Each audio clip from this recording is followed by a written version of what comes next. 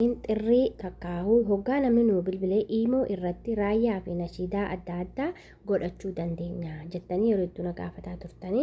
Assalaamu alaikum warahmatullaahi wabarakaatu. Hordoftoota qaalii kabajamoo jirra jirtu baga jiraatanii isiniin jecha asumaanuu warri maatii naaf hin taane haarawaa taatan maatii naaf taa warri taatan illee galatoomaa isiniin jecha yeroota keessaniif illee sheer saabskiraayibii godhaa jedhaanii sheer godhaa isiniin jedha akkasuma na guddisaa baarakallaahu fiikum. Mee amma gara barnoota kiyyaa deemna. Barnoonni keenya irraa maali? Akkamitti xirrii iimoodhaa raayyaa takkaahuu nashiidaa barbaanne irra kaa'achuu dandeenya gaaraaree keessa kan jedhudha. Okay, mee amma gara iimoo seenaa jechuudha. Egaa iimoo eega seenne jalqaba wanti nu barbaachisu maali? Bakka kanatti piroofaayilii ta'e yeroo tokko qubaan tuqaafna jechuudha. Piroofaayilii iimoo keenya yeroo tokko qubaan tuqnaa jechuudha. Okay, akkuma agartan kana piroofaayilii mataa yeroo gaggaan tuqe asinaaf fidaa jechuudha. As keessaa barreeffama hedduu jira. Garuu nuti wanti nu barbaannu maali? Seetingii qofa jechuudha. Seetingii yeroo tokko tuqnaa jechuudha. Isinii galee akkanatti seetingii yeroo tuqne kana nuu fidaa jechuudha. Yeroo kana nuu fidee amma akkuma agartan barreeffama hedduu jira. Nuti garuu barreeffamni nuti barbaannu maali? Faanokishinii tanaa jechuudha. Tana yeroo takka qubaan tuqna. Akkuma agartan ammallee barreeffama hedduu nuuf fideera. Nuti ammoo barreeffama as keessaa kan barbaannu tokko qofa. Innis eessa jira yoo jettanii bakka kanatti argamaa jechuudha. Akkuma agartan mallattoo nashiidaa qabaa jechuudha. Isinii galee kanaafuu isii kana yeroo tokko qubaan tuqnaa jechuudha. Hoggaa qubaan tuqne ilaala dila kan nuuf fide jechuudha. Kun amma muuziqaa hindii baangaalii minaamni jechuudha. Bakka tokko bachaa akkana Allahumma salli alaa sayyidina Muhammad kan jedhu fa'aa hin jira jechuudha. Maqaa ergamaa keenya darbee jechuudha. Kun muuziqaa aappiin iimoo qabee dhufu malee waan fayyadu tokko miti jechuudha. Xirrii nuti godhachuu dandeenyu tokko miti. Okay, xirrii bareedaa nashiidaa raayyaa bareedaa irra kaa'achuu feenee tana tuqnaa jechuudha. Xiyya tana yeroo tokko tuqxanii jechuudha. Okay, laala yoggaa as tuqxanii maal nuu fidaa? Barreeffama lama nuu fidee jechuudha. Barreeffama kana lachuu nuu fidee nuti ammoo barreeffama kana lachuurraa wanti nuyi barbaannu kami tanaa jechuudha. Tana barbaanna. Ishii lammaffaa tana. Tuni maal gooti? Namillee sinillee naggaa bilbiltan nashiidaa yookaan raayyaa sin bira jedha. Namnillee yeroo siniif bilbilu nama sinii bilbilu san birattillee wanti sin hidhatta sun hin dhagahaa jechuudha. Inni sinii bilbilu sin dhaggeeffata, sinis hin dhaggeeffattanii jechuudha. Okay, amma mee gara gaaraarii keessaa nu galcha jechuudha. Amma yeroo nasi tuqe maal naa fida? Bakka suuraa viidiyoo adda addaa raayyaa viidiyoo nashiidaa waan qabnu san nu galcha jechuudha. Amma as keessa hayyaan amma galee san agarsiisa. Kinoo ani amma nashiidaa keessa seenee jechuudha. Amma fakkeenyaaf okay, amma kinoo akkuma agartanii nashiidaa keessa galeen jira jechuudha. Okay, nashiidaa keessa takkaawwamu viidiyoon ani qabu keessa nagalcheera jechuudha gaaraarii keessa. Amma fakkeenyaaf ani yoon as keessa amma waan hin barbaadirra viidiyoo fedhe kanarra kaa'atu ni danda'a jechuudha. Akkamitti kaa'annoo jenne yeroo tokko maal tuqnaa?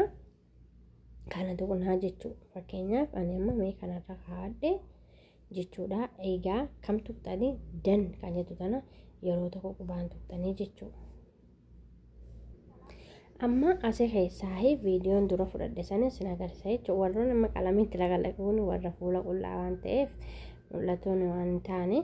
Okay, amma tanarratti hin tuqadhaa jechuudha. Yeroo tokko qubaan tuqadhaa jechuudha amma. Ajaa gaariin qullaachisitti daawwate. Ajaa gaariin qullaachitti si daawwate.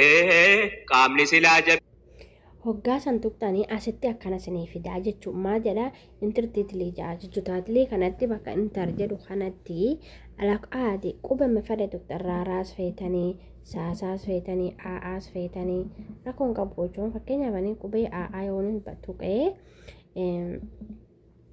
aa'aa asii dan isheettu tana yeroo tokko tuqxanii jechuudha. Sinii galee ishii yeroo tokko tuqxanii jechuudha amma dan godhuudhaaf. Kinoo amma ani akkanatti dan godhe jechuudha. Kanaafuu ammallee hoggaasa dhuftanii asii geessanii yeroo tokko qubaadhaan kana tuqxanii jechuudha. Yaantala Islaa. Amma bakka raayitii tana tuqxanii jechuudha. Akka nashiidichi akka raayyaa xirreerra sinii ta'u akkana gootan. Amma akkanatti barbaaduu jira jechuudha. Xirrii godhuudhaaf barbaadaa jira jechuudha. Sinii galee haala kanaadhaan hoggaa inni akkana godhee zooree raawwate barreeffama tana sinii kaaknu in use jette kata ana siniif kaa haggaa tana keessa kalaas xirriin keessan ta'ee jechuu ammallee kun amma kan simbiraa ta'ee jechuu xirrii simbiraa ta'ee jechuu amma immoo xirrii kan biraatis ta'ee isuma nashiidama sani deemtanii gaaraarii keessa yeroo tokko tuqxanii jechuu ammas maaliifi baakanatti lama ta'uu qabaa jechuu kan akkanaadha.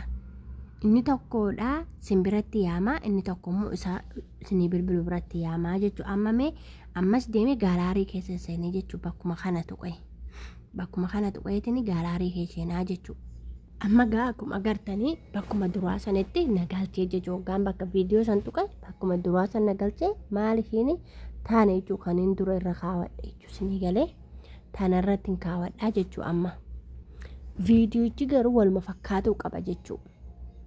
Maaluma itaate ajaa gaariin qullaachisiti daawwate ajaa gaariin qullaa ammallee maaliin godhuu qabaa akkuma duraa san wal fakkaannee ta'uu qabaa daniin godhaa jechuudha.